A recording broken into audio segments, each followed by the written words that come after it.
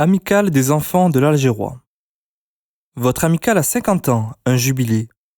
Lorsqu'il y a anniversaire, il y a fête. Pas pour nous. Aujourd'hui, nous voulons tout simplement vous exprimer notre reconnaissance et le plaisir de vous retrouver pour cette occasion en vous rappelant tout ce que votre amicale a construit. Nous devons, malgré tout, faire un retour sur notre présence ici.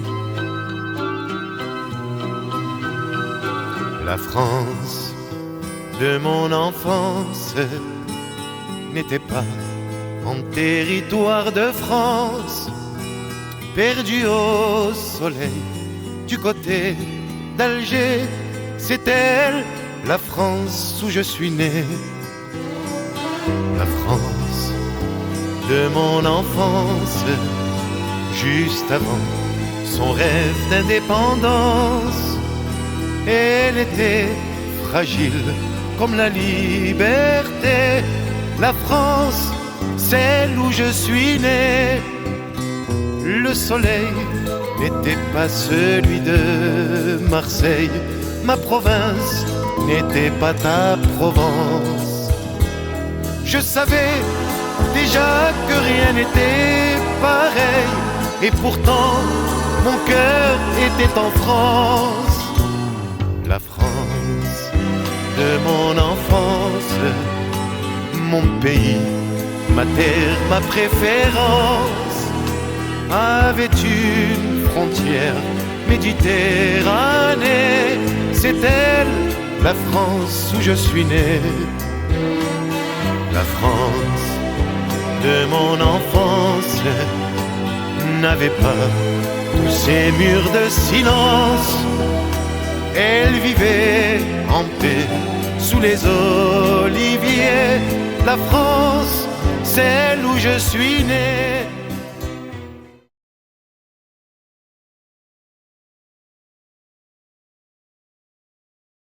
Exode.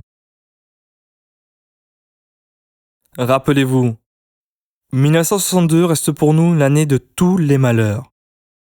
Menaces de mort et assassinats, enlèvement, mensonges, trahison, abandon, départ précipité.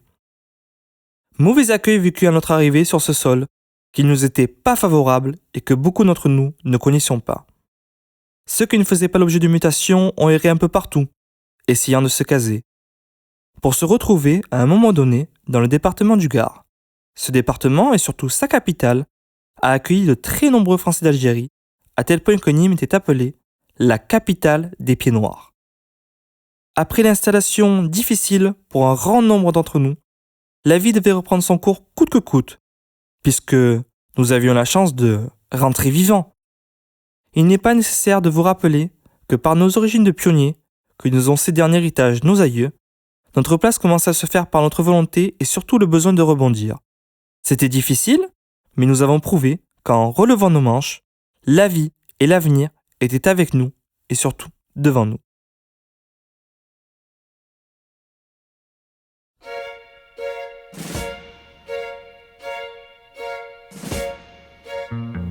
Dans ce port nous étions des milliers de garçons.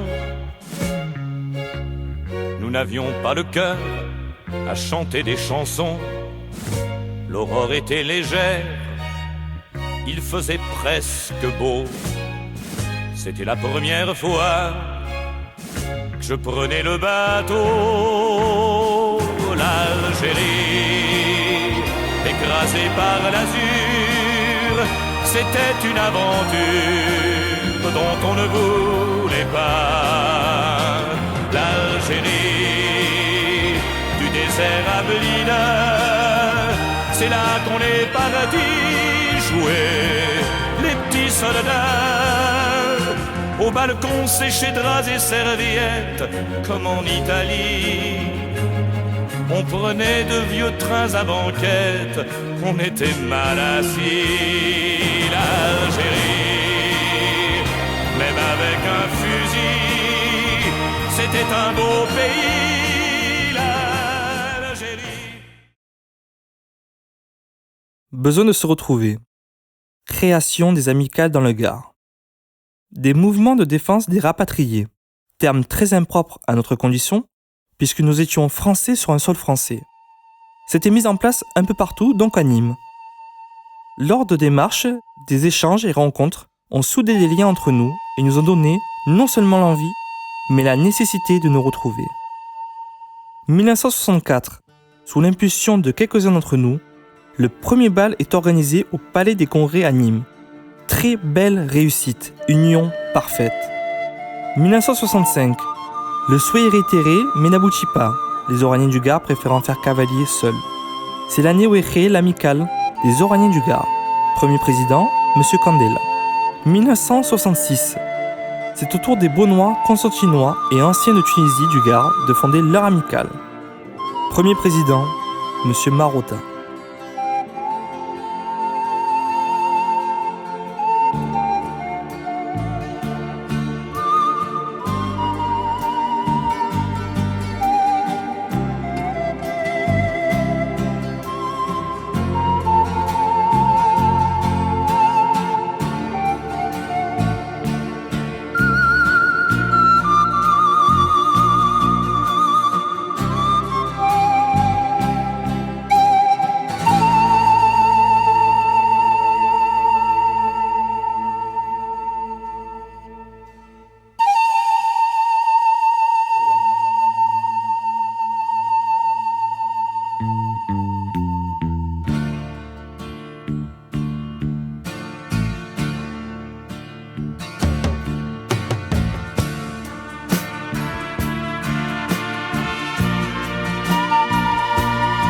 Création de votre amicale, 1967. L'amicale gardoise des enfants de l'Algérois naissait. Les statuts sont déposés. L'amicale est déclarée en préfecture du Gard avec parution numéro 69 dans le journal officiel du 6 août 1967. Les présidents d'honneur de 1967 à 1986, M. Gustave Bordery, dernier maire français de Birkadem, Aimé Bonheur, directeur de l'hôpital de Nîmes. À partir de 1986, Madame Suzanne Limiana, M. Paul Samut, Georges Lebouc et Joseph Martinez. Les présidents, premier président M. Charloutin, lui ont succédé M. Claude Gasteau et Paul Jomme jusqu'en 1980.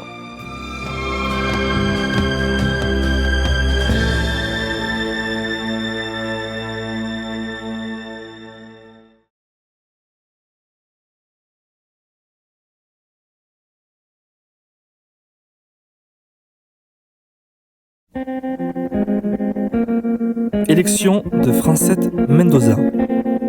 Mars 1980. Madame Francette Mendoza est élue.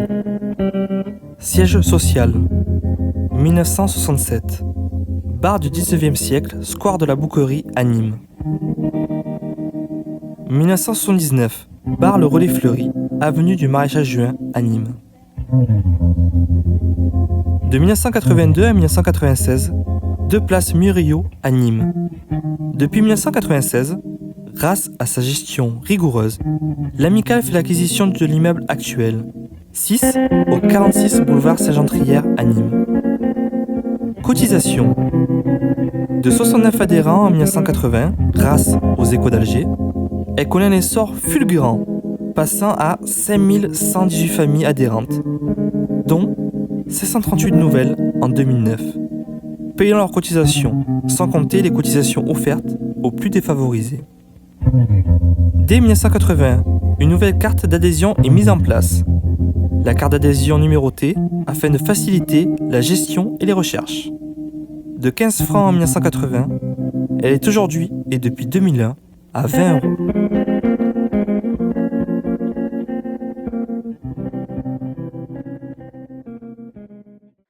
Et ceux qui l'ont vu en sont revenus en s'écriant tout est perdu. Tu n'as pas vu comme elle est blanche, la capitale de chez nous. Alger. Quand le soir elle se penche, mirant son front sur les flots doux. Et là-haut, dans les pins sous les branches, regardez-la d'un œil jaloux. Car jamais nulle cité ne fut si bien partagée que la capitale de chez nous. Alger.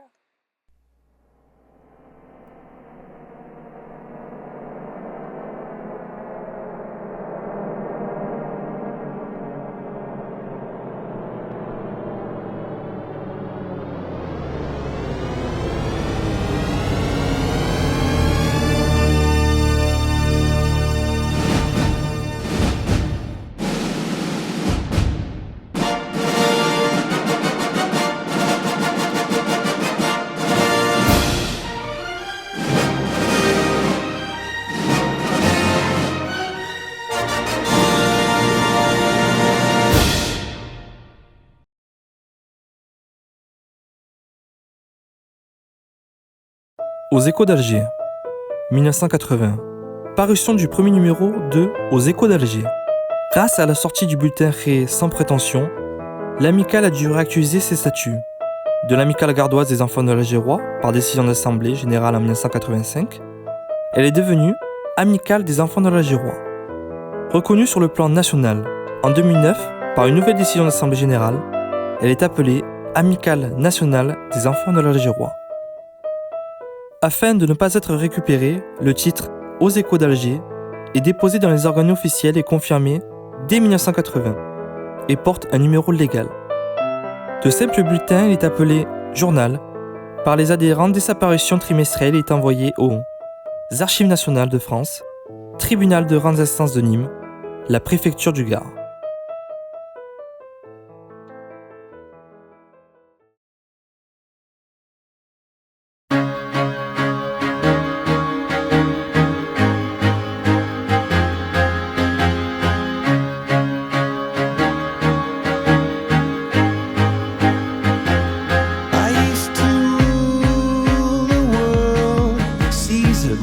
When I gave the word, now in the morning I sleep alone. Sweep the streets I used to own.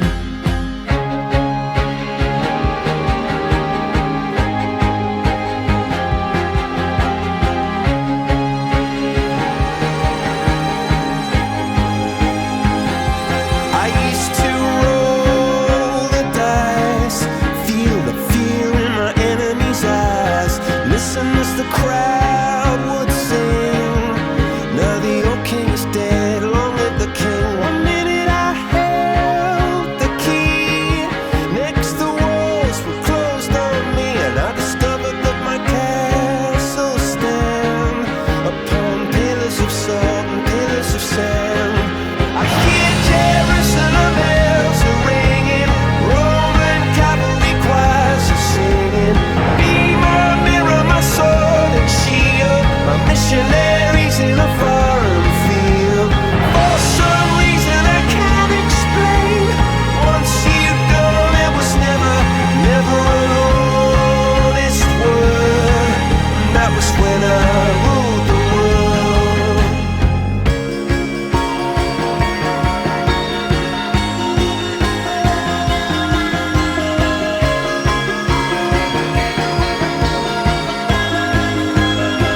It was the wicked and wild wind, blew down the doors to let me in, shattered windows and the sound of drums. People couldn't believe what I'd become, and revolutionaries wait for my head on a silver plate, just a puppet on a lonely string. Oh, who would ever wanna be king? I hear Jerusalem bells are ringing, Roman cavalry choirs are singing. Be my mirror, my sword and shield, my missionaries in a foreign field. For some reason I can't explain, I know St. Peter won't call my name, never an honest word. But that was when I ruled the world.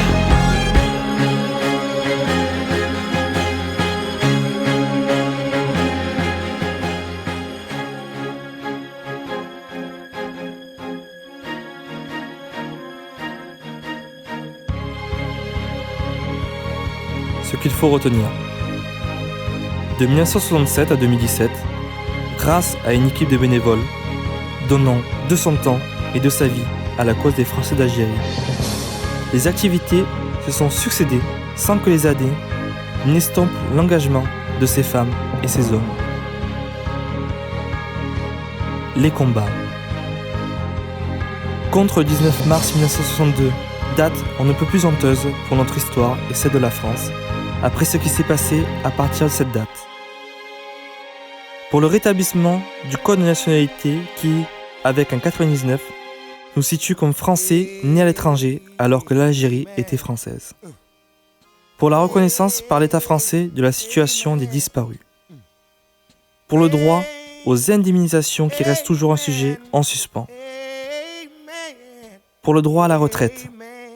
Pour beaucoup d'entre nous, il fallait sauver nos vies et les justificatifs d'activité n'ont pas été récupérés. Contre les insultes et les dénigrements permanents à notre égard. Nos lieux de mémoire détruits et souillés. Les cimetières en Algérie, exhumations, regroupements, rapatriements. Le soutien aux anciens combattants et autres mouvements patriotiques. Notre mémoire. 26 mars 1962, la France tirait sur des Français rue d'Isilly à Alger. 5 juillet 1962, massacre d'Oran. 20 août 1955, ne pas oublier le massacre d'El Alia. 25 septembre, journée d'hommage nationale aux harkis. 16 octobre à Notre-Dame de Lorette, Pas-de-Calais, hommage aux soldats inconnus de la guerre d'Algérie. 5 décembre, hommage national aux morts en Afrique du Nord. Le social, aides diverses, logement, constitution de dossier, accompagnement lors d'obsèques. Visite à nos compatriotes dans les maisons de retraite et hôpitaux. Repas des aînés. Cotisation offerte aux plus défavorisés.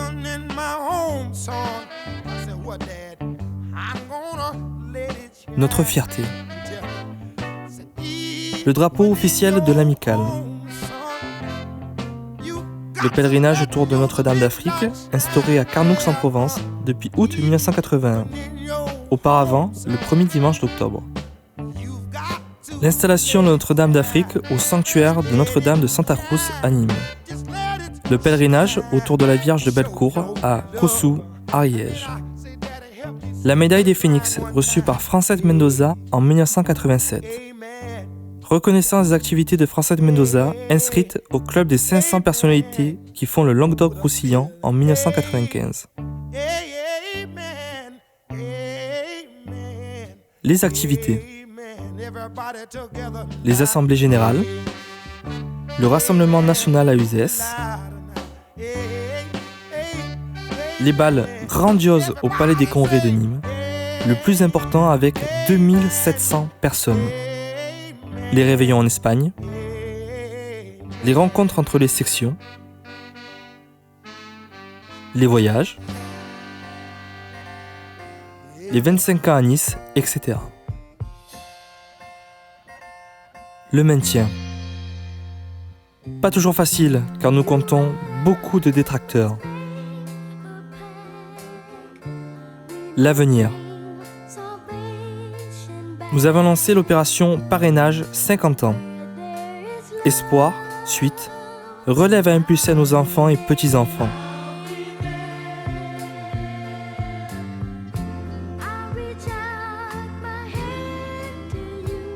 Jacques Soustel écrivait « Le peuple pied-noir a été victime d'une condamnation collective qui n'a d'équivalent dans notre histoire depuis la révocation de l'édit de Nantes. La solidarité nationale n'a pas joué, ni même la solidarité humaine, tant cette communauté a été accablée de calomnies et défigurée par une campagne acharnée. Parents, grands-parents, vous avez donc un grand rôle à jouer auprès de vos familles pour ne pas que l'histoire continue à dégrader cette belle page de l'Algérie française et que dans l'avenir, on puisse parler des pieds noirs et harkis avec fierté. Francette Mendoza.